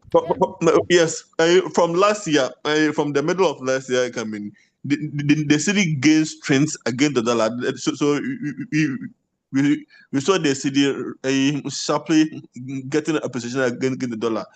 In relation to that, you were expecting to see the Ghanaian traders, importers reducing the price of goods. But what did you see? They didn't do it. A liter of petrol was around 17 cities. It dropped to 10 cities. And the doctor testing drivers refused to reduce their fares. And that's very bad attitude of Ghanaians. Ghanaian traders want to milk their fellow Ghanaians. And that is creating an opportunity for the Nigerians to take advantage of that and sell the same thing at a lower cost. So the Ghanaian businessman, Ghanaian traders have an obligation to change the attitude. That the greed and the intention to make excessive profit must change. Otherwise, the foreigners are going to take advantage of that. So that's one fact you have to know. Okay. And the SIM registration, I don't think we actually need it necessary because that process was actually done. The hectic that Ghanaians went through to the SIM registration, I don't think you have to repeat that same. You have to go to that stress. If the current system is not giving us any problem, I don't think we have to go to that stress. I'm sure there are ways that government can get this, experts to try and get this SIM card upgraded to limit this fraud. But no matter what you do, you still get fraudsters. Yeah, but I don't understand. It's the registration. Does that mean that we have to re-register the Ghana card? That's what they're saying. Not the Ghana card. Because not the SIM card, the SIM is connected to the Ghana card. Yeah. Because I've got Ghana card. No, but they're talking about the SIM itself. Or are they talking about the Ghana card as well? No. It's the SIM. That's Genevieve is saying. So we all have to go to. So we all have to go to MTN to re-register our. You register the SIM on the Ghana card. Yeah, Nana, let me come in. That's one thing that we're all discussing here. A lot of Ghanaians are even showing concern as the stress involved. But I don't know how the minister is coming up with a system, because now the SIM, the Ghana card is connected to our SIM, because we did use our Ghana card to do the registration. Yes. So if the Ghana card has NI has our database, they should just give it to the telecos to just synchronize the details. I don't know why, because I don't know. This is an IT thing. They should just go to have our the NIA data. Then at least when you are there, they will just call you that ABCD. Are you the one? Just give us maybe your number or those two. to verify whether you are the one, so that we can synchronize our details at Ghana NIA to match our SIM card. I don't know why they want us to come and queue like what we did before to stress people and other stuff again. All right. But can I ask a question though? Is that when because that means if I go to Ghana, I have to re-register if this thing goes on. No, it's not passed through Parliament yet. No, they but are still debating. No, but the question I want to ask, because I'm analyzing here, is would this make money for the communication minister for that ministerial department? Because if we re-register, is it free? Will it be free if it goes through? Will it be free if we have to re-register? It will not be like we going to register or what? When we are going to register, you are not going to pay. But the system, when we are building a system, government will pay for the system. That's what we are going to lose because we have already created a system. All right, point taken. Let's move on. Final topic, post-Ghana independence. Ghana is 69 good years. And we're going to start with elder statesman. He was an Nkrumah. He was with Dr. Kwame Nkrumah, and was also the Ashanti head of the Young Pioneers. Very interesting topic last week. We want to continue from where we left off briefly, and then we run up. Daddy. Yeah. Oh, Daddy, how power? We apologize. Go ahead. Don't worry. Daddy, yeah. So, having discussed the pre-independence, independence, and then the post-independence, and like Genevieve rightly said, she's not quite happy with the 69 good years, and Ghana has nothing to show for. So, what I said is that what's the point celebrating? There's nothing. Yeah, basically, you know, I'm putting it in another way. So, Daddy, basically, from what Kwame Nkrumah had done in those 60s, Ghana had almost everything. Almost a first class state. Because I know when Tema Motorway was done, Britain, who was our colonial masters, hadn't even finished the M1. And when you look at the industrialization and the 5-7 year plan, the Kosovo Dam, the Tama Townships, and then we used to have a frigate, you know, these warships. They say Ghana used to have 2. And we had 6 or 7 Ghana Airways jumbo jets. And manufacturing. Daddy. Hi. So, have we got hope? And should we still be hopeful? Yeah. Well, as the lady questioned, he said, what are we celebrating? Yes. The important thing is that the celebration at all costs will go on because you have a date when you were given independence. I'm thinking they are celebrating the date given to us when we were given independence, to remember what we went through, the difficulties here and there, and then having achieved that we have been given independence. That's what we are celebrating. But if we are celebrating in terms of development and other things, it's yet. You see, Ghana, we are our own enemies. The CIA, Hooper, American man called Hooper, used the CIA. Yeah. You are talking about J. Edgar Hoover, yeah? Yes. Right. They named the CIA office, Hooper's office. He killed Kennedy. Kennedy was a friend to Kwame Nkrumah. He killed Kennedy when Kennedy visited Texas, that in Johnson's constituency. And therefore, when Kennedy was coming from Geneva, Texas, he was sitting at Pinker. A gun came behind him and shot him, and he fell in the car. Yeah. They never saw who killed Kennedy up to now. The man who killed Kennedy was also shot. Yes. The man who shot the Kennedy assassin was also shot. So in fact, the man who was arrested had nothing to do with Kennedy's death, and therefore he was acquitted and discharged. So Uber made sure that any Kennedy friend, and then Lyndon Johnson, Nkrumah complained to Lyndon Johnson that the CIA was interfering in the administration of Ghanaian politics. Please talk to your people. Particularly, Bush's father was the CIA at that time. So he was visiting Ghana regularly, and he saw his activities was inimical to the Ghanaian people. So he wrote to Lyndon Johnson.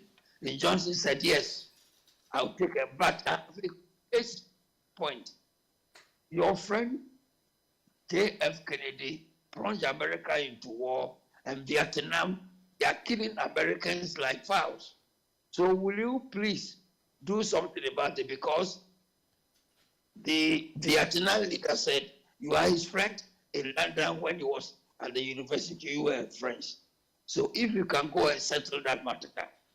In fact, the delegation comprised of Wilson and Nehru Prime Minister of India, and then Wilson of Britain. So Lyndon Johnson then told Wilson and Nehru not to go because Ho Chi Minh will not meet anybody than Kwame Nkrumah. Doesn't want to see anybody. So this made Nkrumah to move his confidence and said, I'll do, provided you scratch your back, you scratch my back. Not knowing it was a plan to eliminate Kwame Nkrumah. So the Foreign Affairs Ministry had one person called Mr. Otu. We have two Otus. We have one Otu at the Ministry of Trade and Industry, Principal Secretary, and one Otu at Foreign Affairs Security. The Foreign Affairs Security, Otu is the man. So this Otu was bought by CIA. He briefed Nkrumah and told Nkrumah, you'll be successful, nothing will happen to you. So Nkrumah took this man's word for good. And therefore, when he arrived in Cairo, the Cairo leader told him that please go back to Ghana. I'm sensing trouble for you.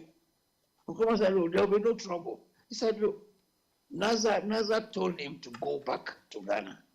He said, I will not go, they will be okay. So he left the Cairo, and on his way to what we call Vietnam, Johnson promised him he will give him a jet as an escort to escort his plane to Vietnam and be back. So as soon as he got to the airspace in Ghana, airspace in China, he was overthrown. And when he got down in China, the Chinese broke the news to him. So you can see that the whole thing was planned by our own people, and Free Fire and Kotoka were bought to do the work, and they successfully did it. When Nkrumah was on the verge of plunging Ghana into economic independence, we had political independence. We are not succeeded in getting economic independence. So we can't talk about development in the true sense of the word development. The beautiful man-made lake was made at Kosombo. Factories were set up. Factories were around, over 340 factories. They were all working. People were being properly paid. People had money in their pocket. But economic independence was the factories that have been set up to produce and export, and they will get economic independence. That was what Nkrumah was doing. And that did not happen. And therefore, when he overthrew, we went back 50 years backward. At the moment, we have no factory to expose of. All the factories were sold, were given to the CIA, and all the rest of that. The white man told you know this factory, and Nkrumah was the country was broke. You were bankruptcy, you have no this thing, and all the rest of that. Now the 8 years of Akufo-Addo, the bankruptcy they are talking about, which is more bankrupt. Akufo-Addo put the country into chaos, into debt upon debt. You see, so Nkrumah did his best to put Ghana towards economic independence, and we couldn't achieve it.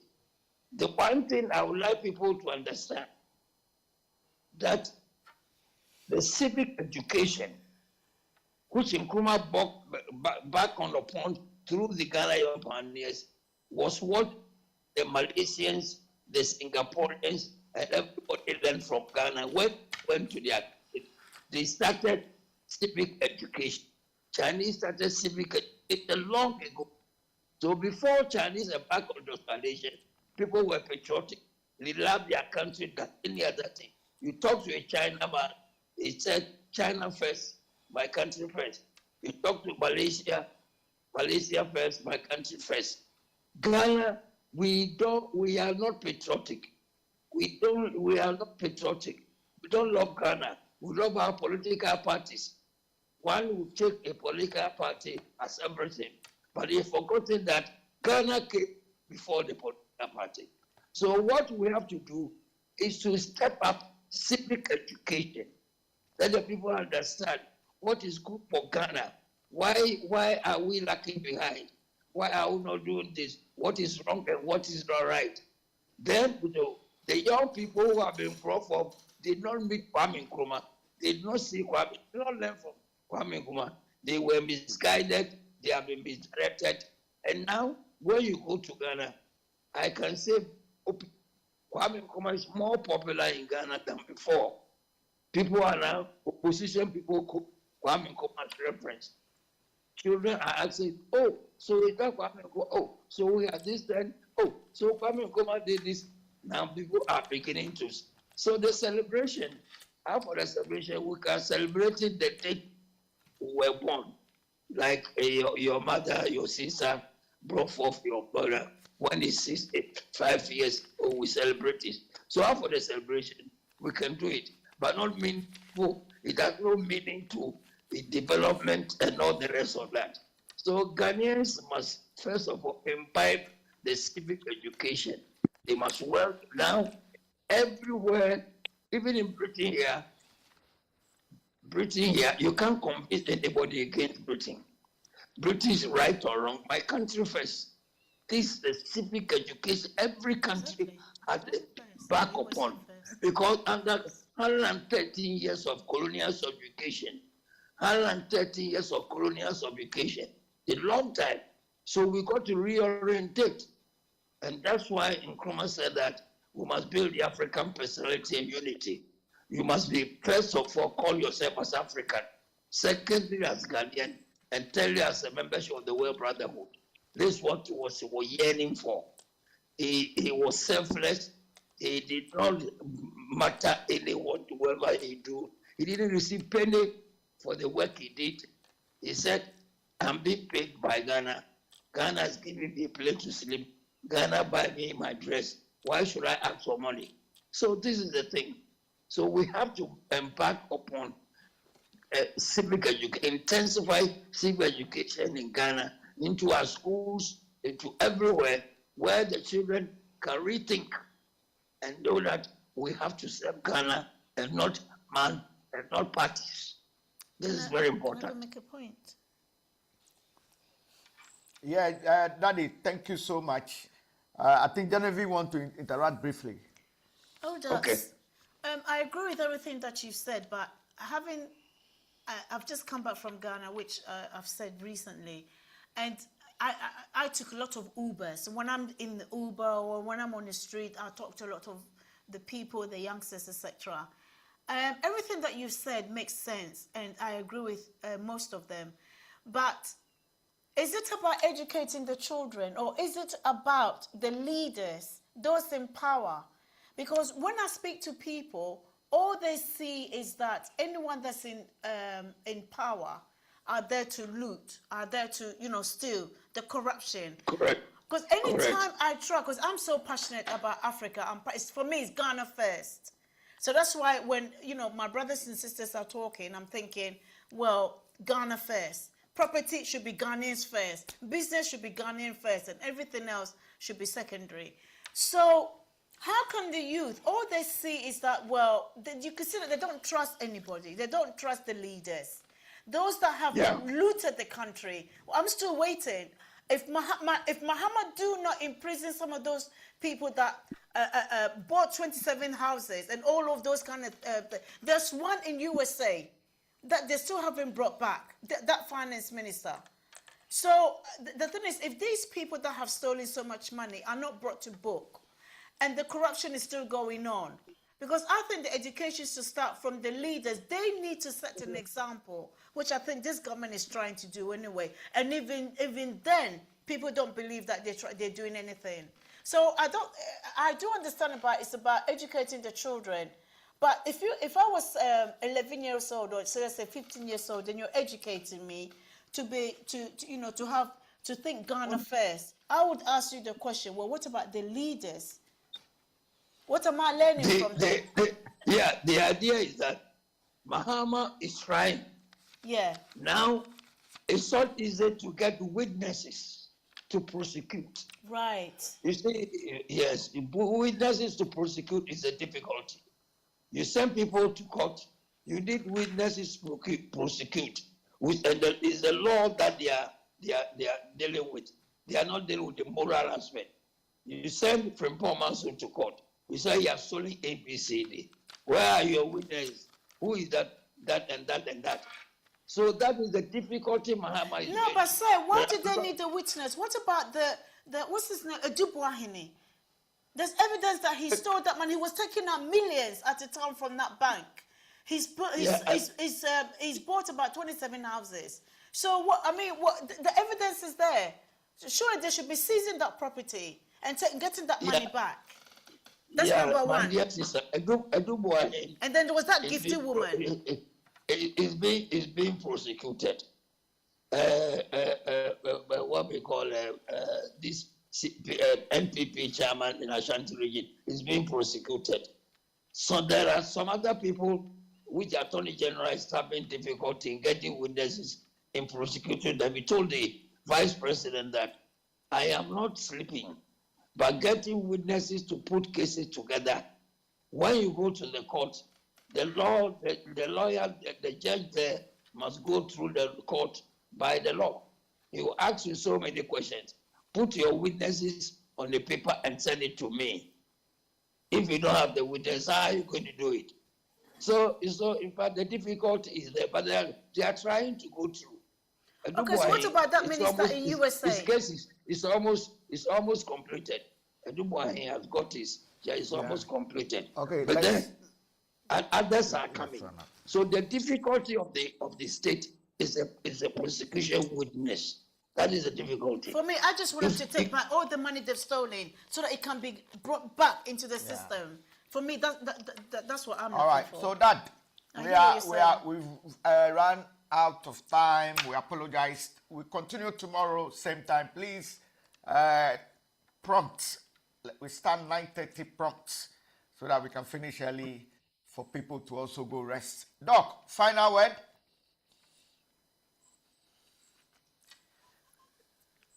Doctor. Hello, Nana. I'm here with you. Okay. A final word about the independence and Ghana's development so far. Do you have two types of independence? As my senior man said, you have political independence, and second, you have the economic independence.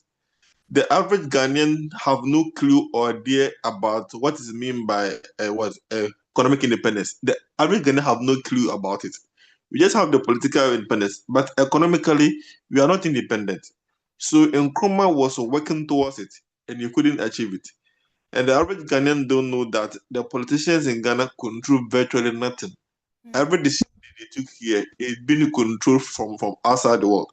And the CIA deliberately dismantled all the industries Nkrumah made so that you have to import everything.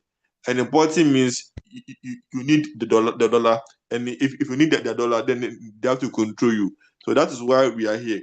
So as I said, you have to begin with civic education and do that to become aware of the economic manipulation and entanglement you have for yourself. And if you are aware of the challenge, the problem, then you can take steps to actually rectify and solve the problem. Thank you. All right. That's nice. Nice and brief. Godfrey, round up quick. Osagyefo, thank you very much. You're welcome. I don't even know what to talk about when it comes to our independence. You see, Are you hopeful or disappointed? No, very disappointed. Very, very, very. You see, as they are just compare whether political independence or economic independence. Yeah. Nana, how can you become a economic independent? That's what we should look at. And how do you become political independent? You see, as JDV was saying, the leaders that we are having is Burkinabe being a economical independent. Burkinabe being economical independent because they were importing and everything from the French. That's the France. You see, is the leaders that we are having.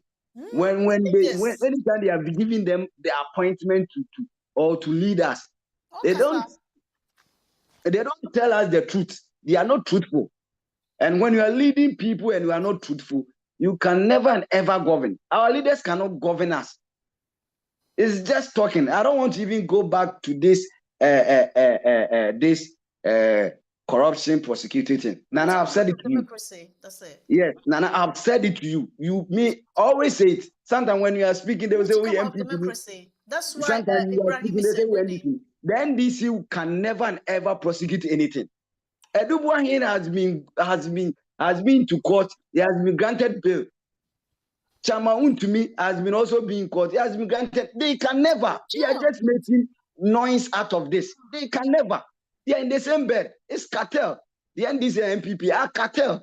You chop, I chop. You chop, I chop.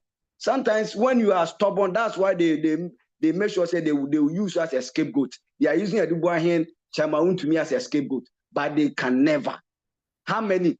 Mahama, how many? Next year's political year, there will be a lot of campaigning. And how are you going to prosecute them? Nana, we don't want to talk about it. Sometimes when you talk about it, they will say, "Oh, you MPP." When he's not going in favor of NDC, we MPP. When he's not going in favor of MPP, they say we NDC. They can never, Nana. You are here. They can never prosecute anybody. Now, I wanted to. I don't know whether my lady gave you the now. Former finance minister is seeking a resident at US. It means the man is not coming back here. The man is not coming. The story is. FBI was FBI Godfrey. If FBI the FBI will not do anything. The FBI will not do anything. A scammer. Why can't we make the FBI bring? That's what That's what I'm saying. That it's a cartel. You see, when you are talking about cartel, you scratch my back, I scratch your back. Yes. The previous, Opuni, Sedu, Abongo, then the same thing the MPP did. 8 years they couldn't prosecute Opuni, where people were just I see that everything is allegation because they couldn't prosecute Opuni, they couldn't prosecute the MPs who took double salary and other stuff. You see, so how can you prosecute me? I didn't prosecute you. How can you prosecute me? Okay, so point made. My final word. I'm very worried because when you compare Rawlings' time up to here, Ghana now we are 69. From Rawlings 19 years or 21 years to now second John Mahama, it's 47 years, Nana. 47 good years. And we cannot boast of transportation, we cannot boast of housing, we cannot boast of job, we cannot boast of anything. Our road is very bad. Genevieve, you are in Ghana. Our road was very bad. I used to cry for the people in Accra. We still complain. You see, Nana, we still complain about who betrayed Kwame Nkrumah, who did this. It's like our leaders are not ready. 47 years. Why did they betray Kwame Nkrumah? Ghana would have done much better, isn't it? Because Ghana had all the transportation system going. To the extent that Ghana even had a nuclear power. It was So let's call spade a spade, man. They play their part. Nana, they play their part. They are gone. What can we also do? We can't still blame them. Why should we let them go when they were laying the infrastructure and setting everything well? That's why I said the pathetic leaders are not helping. They cannot govern. That's what I'm saying. We mess up. No, we need to come out of democracy. Yeah, we need to China come out move of that forward democracy. because they're not in democracy. Let me. Burkina is the same thing. Let me ask the Gen Z. Priscilla, speak, oh. Priscilla, Prissy. Prissy, don't tell me you are dozing off. Yeah, she's asleep. It's late. Prissy, okay. Kule, we'll be calling on you. Are you active? Okay, so let me go to Genevieve.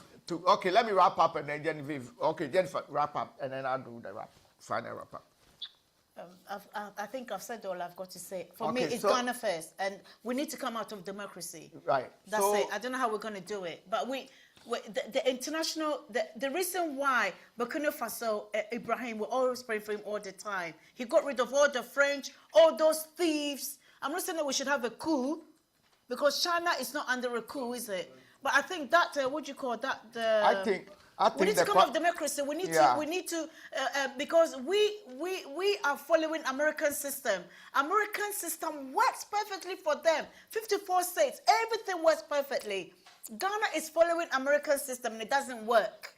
Yeah, so on Western, that note, it does not work. So we need to come up. We need to. yeah, cool. That's it. So That's on that it. note, elder statesman, Daddy. Yes. Yes, we thank you so much. But I'd like to end with this food for thought. Kwame Nkrumah's tenure and his overthrow was the death It's been a for curse. every It's been a curse. black man on earth. Yeah, it's been a curse for Ghana. The seriously. second point I want to make is that I believe God forgive us. that our most of our leaders, not all of them, but most, and especially those technocrats and those lawyers and accountants that have become so indulged with the Freemasonry and secret societies and occult Yeah, they're the one society. ruling. They're the one ruling, isn't it? Yes, because I was surprised. Because Asante is there. They're all in Before there. is there, NDC people are there, NP. So I won't be surprised that most of these cases goes to court, and then they just languish in limbo. The devil is controlling Yeah, look at them. what is happening. The Satanic Epstein rule. file. The Epstein file with what is happening in America. Bill Clinton, all of them are involved in the Epstein file.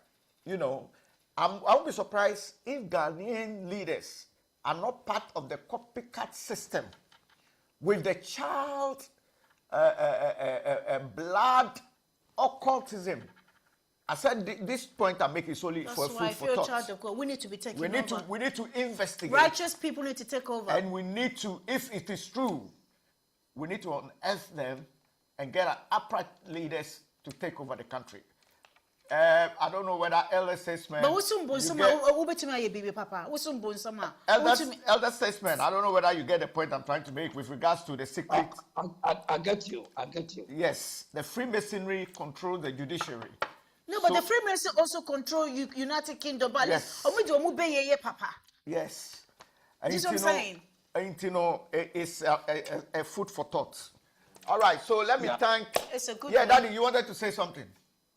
Oh, that's all right. We'll continue next time. Yeah, tomorrow. Thank you so much, Dad. Yeah. And I'd like to thank all our YouTubers, Facebook, Instagram, Nice to meet you TikTok. guys. Yes. God bless you. Yes. Nice to meet you guys, but I will not encroach your show tomorrow. So And so we thank Okay. you continue. we thank DJ Jinyami who is waving us. Yes, Jinyami, how are you? Great stuff. We also want to Okay. thank Efe Philip. Thank you, Lajada. Thank you.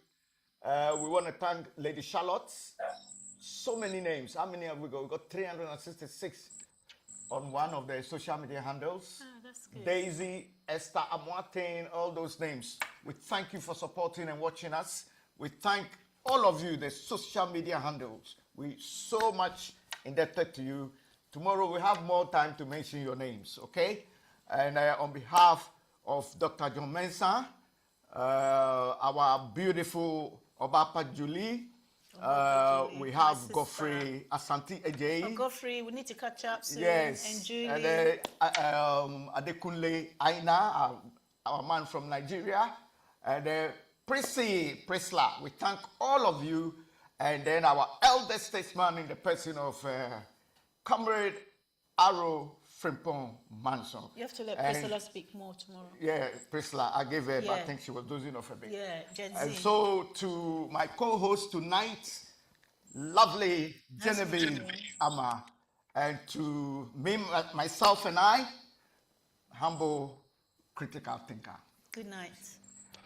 Good night.